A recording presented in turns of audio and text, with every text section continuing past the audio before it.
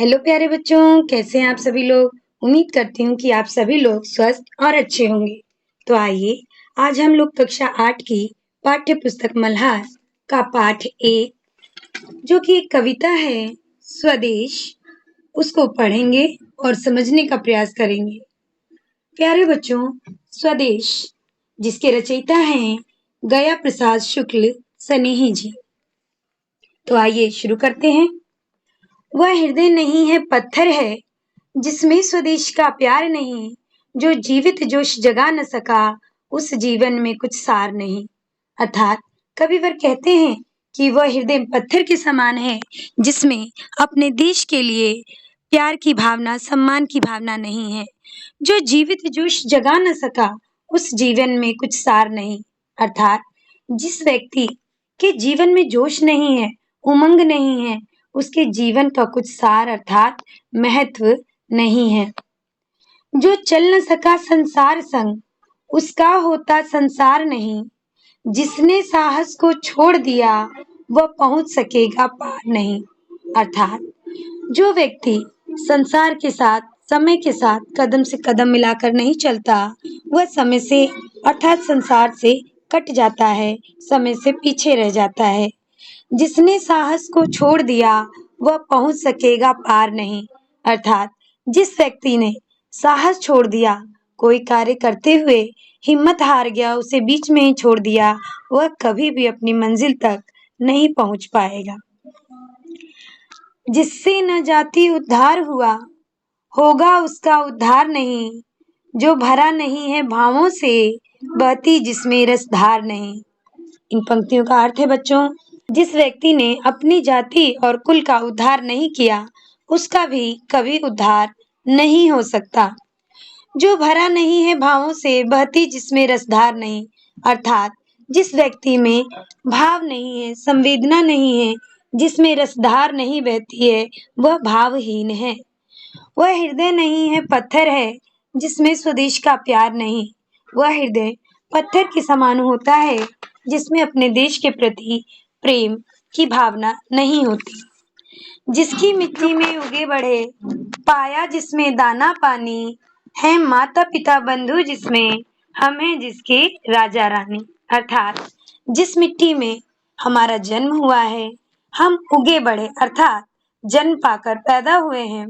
पाया जिसमें दाना पानी अर्थात जिस मिट्टी से हमारा भरण पोषण हो रहा है माता पिता बंधु जिसमें, जिस मिट्टी में हमारे माता पिता हैं, हमारे भाई बंधु हैं, हमारे रिश्तेदार हैं, हम उस मिट्टी में, उस धरती के राजा रानी हैं।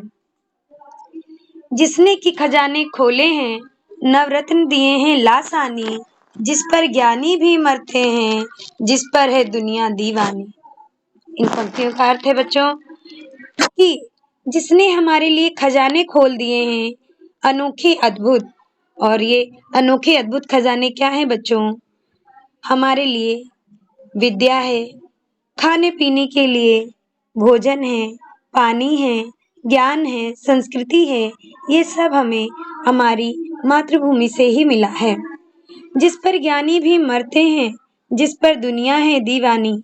अर्थात ये भारतवर्ष है, जिस पर बड़े बड़े विद्वान हुए और दुनिया जिसके ज्ञान की, जिसकी संस्कृति की दीवानी है।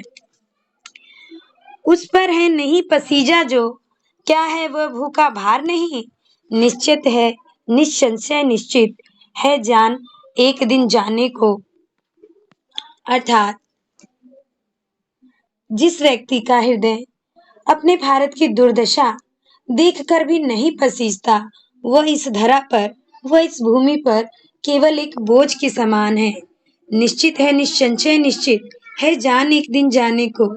यह तो तय है बच्चों कि हमारा जीवन नश्वर है, प्राण एक दिन जाना ही जाना है, लेकिन अपने इस प्राण को व्यर्थ ही गवा देना एक मूर्खता है।